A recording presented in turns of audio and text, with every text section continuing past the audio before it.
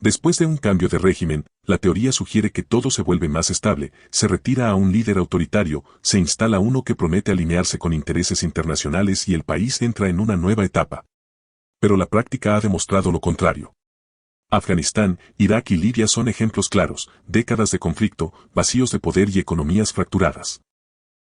En Historia Líquida nos entusiastan las historias relacionadas con el dinero, economía y finanzas, por lo que tu suscripción, like, share o comentario nos ayuda a llegar a más gente. Ahora sí, te decía. Hoy, la atención recae en Irán, un país muy diferente a los anteriores, con cerca de 90 millones de habitantes, las terceras reservas de petróleo más grandes del mundo y una red de alianzas que se extiende desde Líbano hasta Yemen. Alterar su estructura política no solo desataría una crisis interna, sino que podría impactar la estabilidad energética global. El patrón de los cambios de régimen se repite desde hace más de 80 años. Desde la Segunda Guerra Mundial, Estados Unidos ha estado involucrado en conflictos armados durante casi 3/4 partes del tiempo. En los 60, Vietnam se presentó como una guerra para detener el comunismo, en 2003, Irak fue invadido para eliminar supuestas armas de destrucción masiva. Y en 2011, Libia fue intervenida para detener una dictadura. Todas esas guerras compartieron una lógica, difundir la democracia para alcanzar estabilidad. Pero, con el tiempo, la evidencia mostró que los resultados fueron exactamente los opuestos. La historia está llena de potencias que intentaron redibujar el mapa político a su favor. El Imperio Británico en Oriente Medio, la Unión Soviética en Europa del Este o Napoleón en Europa continental.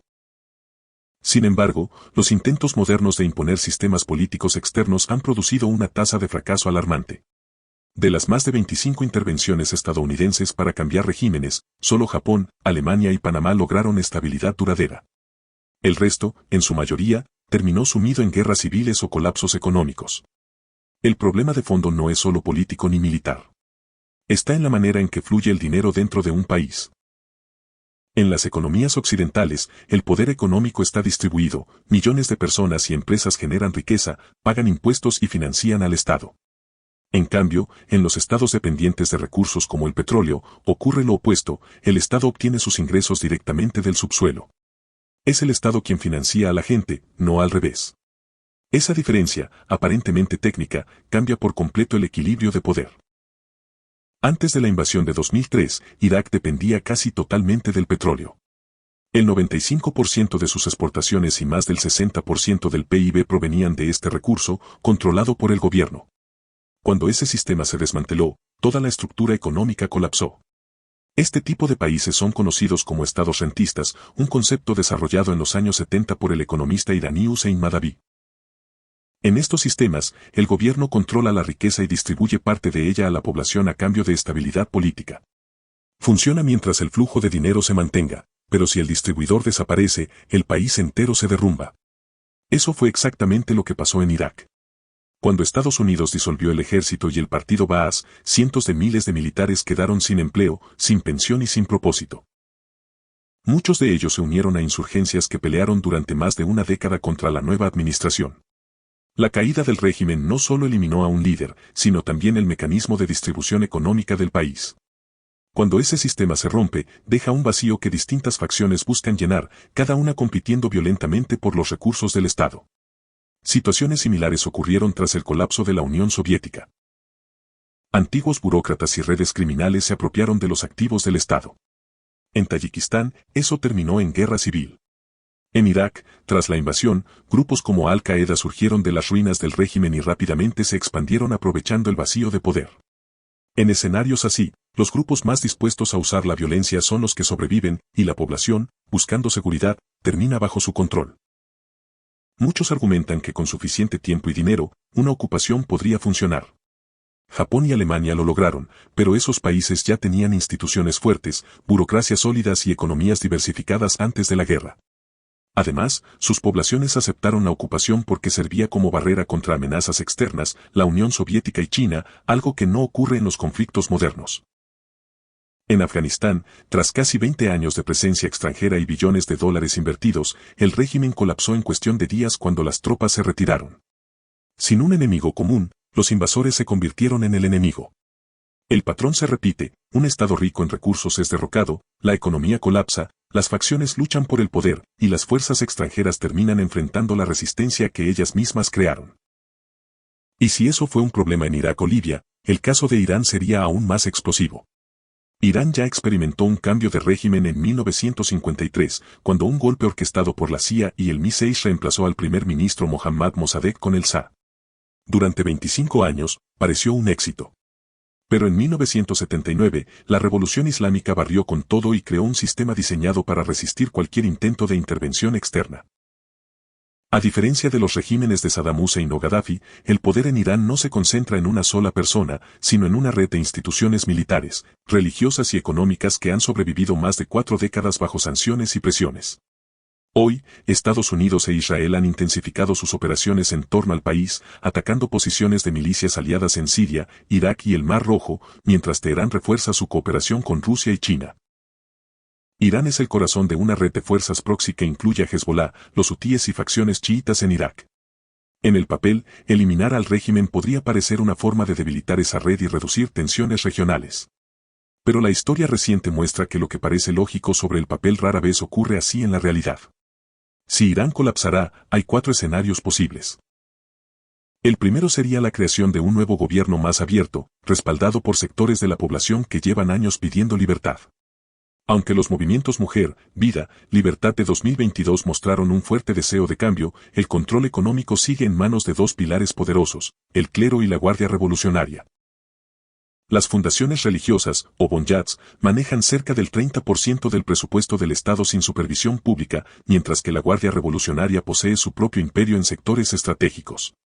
Ninguno de estos grupos entregaría su poder fácilmente. El segundo escenario, considerado más probable por analistas internacionales, sería el caos. Sin el control del Estado central, grupos como Hezbollah o las milicias chiitas quedarían libres para actuar sin freno. Según estimaciones de las Fuerzas de Defensa de Israel, solo Hezbollah posee más de 150.000 cohetes, más que muchos ejércitos regulares de la región. Sin una autoridad central, esas armas podrían fragmentarse entre facciones rivales o venderse a potencias extranjeras o actores no estatales. Algo similar ocurrió en Libia tras la caída de Gaddafi, cuando arsenales completos desaparecieron y se usaron en guerras africanas. Además, Irán no es un país homogéneo. Solo la mitad de su población es persa. El resto son kurdos, azeríes, árabes y baluchis. Si el poder central se desintegra, cada grupo buscará autonomía. Los kurdos del noroeste presionarían a Turquía, los azeríes podrían volverse hacia Azerbaiyán, y la minoría árabe del suroeste, que vive sobre la infraestructura petrolera más crítica del país, convertiría la crisis política en una crisis energética mundial. En medio del caos, potencias regionales como Arabia Saudita, Emiratos Árabes Unidos, Turquía e incluso Israel podrían intervenir para proteger sus intereses, generando un conflicto proxy de gran escala. La consecuencia inmediata sería una ola de refugiados masiva hacia Turquía y Europa y presiones migratorias hacia Pakistán y Asia Central, desestabilizando aún más una región ya tensa. Cualquier intento de intervención extranjera tendría que lidiar con un panorama completamente diferente al de 1953. Hoy, Irán está profundamente entrelazado con Rusia y China.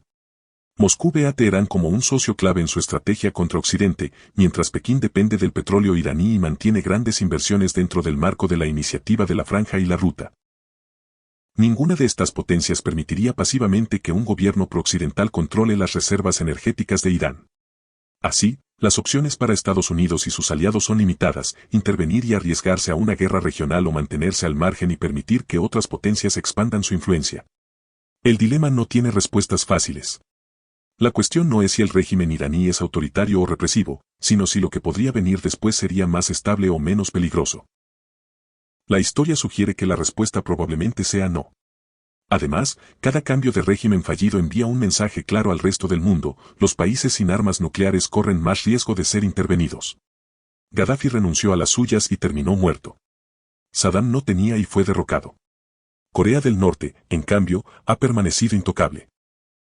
Si las potencias extranjeras siguen intentando rediseñar gobiernos, solo lograrán acelerar la proliferación nuclear, creando un mundo más inestable y peligroso. En 2026, el impacto económico de un conflicto abierto en Irán ya está dejando huellas palpables en los mercados globales. Países exportadores y consumidores enfrentan precios del crudo que han subido hasta cerca de 15% en días recientes, llevando al Brent por encima de los $80 por barril y generando presiones inflacionarias que bancos centrales como el BCE ya advierten podrían elevar el coste de vida y moderar el crecimiento económico en Europa, si el conflicto persiste. Más allá del petróleo, Irán sigue siendo una potencia energética de largo plazo. Posee aproximadamente 10% de las reservas mundiales de crudo y mantiene una producción diaria de cerca de 3,3 millones de barriles, incluso bajo sanciones. Paralelamente, su red de gas natural, dominada por el gigantesco campo South Pars, produjo cerca de 730 millones de metros cúbicos diarios en 2026, lo que lo convierte en uno de los mayores productores de gas de la región. La economía interna iraní atraviesa además una crisis inflacionaria prolongada, con tasas proyectadas por el Fondo Monetario Internacional por encima del 40% en 2026, mientras el rial se deprecia fuertemente, erosionando el poder adquisitivo de la población y profundizando descontentos sociales. Esta presión económica no es un fenómeno nuevo. Durante 2025 y 2026 ya se registraron protestas en más de 500 ciudades por motivos económicos que degeneraron en una represión severa y cortes de Internet generalizados, un indicativo de la fragilidad estructural del régimen. El contexto de confrontación no es solo regional, sino nuclear y tecnológico. En 2025 la Agencia Internacional de Energía Atómica determinó que Irán estaba en incumplimiento de obligaciones nucleares, con enriquecimiento de uranio al 60% de pureza, un umbral técnico cercano al grado armamentístico. Esto no solo ha sido un factor clave detrás de las operaciones militares recientes, sino que reconfigura el cálculo geopolítico de aliados y rivales, aumentando el riesgo de proliferación donde cada avance técnico multiplica incentivos para no ceder ante presión externa. Económicamente, incluso sin considerar directamente al petróleo, un conflicto prolongado tiene efectos secundarios globales profundos. La guerra en Irán ha empezado a afectar inversiones en tecnología, cadenas de suministro y proyectos de transformación digital en Asia, Europa y Medio Oriente, ya que el aumento de los costos energéticos incrementa los gastos operativos en sectores como centros de datos, fabricación de semiconductores o logística. Consultoras como IDC estiman que un choque petrolero prolongado podría reducir inversiones en TI en más de un punto porcentual, un impacto tangible en la economía digital global. El costo de equivocarse no sería solo otro estado fallido. Sería un nuevo ciclo de guerras, ambiciones nucleares y generaciones enteras atrapadas en el caos que deja cada intento de arreglar lo que no se comprende. No olvides que tu feedback es muy importante para nosotros, porque nos permitirá mejorar nuestras siguientes entregas. Gracias por quedarte hasta el final.